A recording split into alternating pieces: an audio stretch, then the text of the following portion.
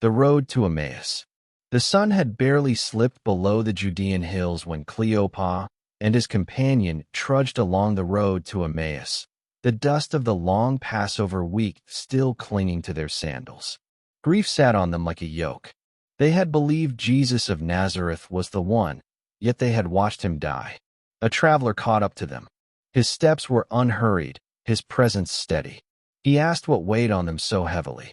Cleopas, too tired to hide his sorrow, poured out the whole story: the arrest, the crucifixion, the shattered hope. He even mentioned the rumor, women claiming the tomb was empty. The stranger listened, then spoke with a quiet fire.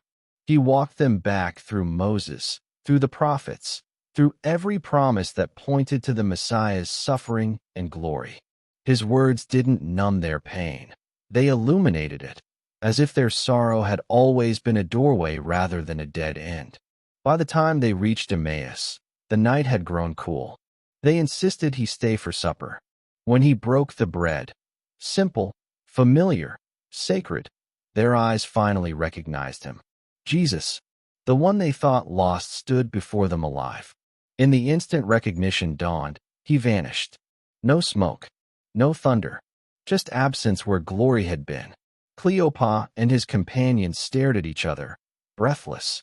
Their hearts had burned along the road, and now the fire had meaning.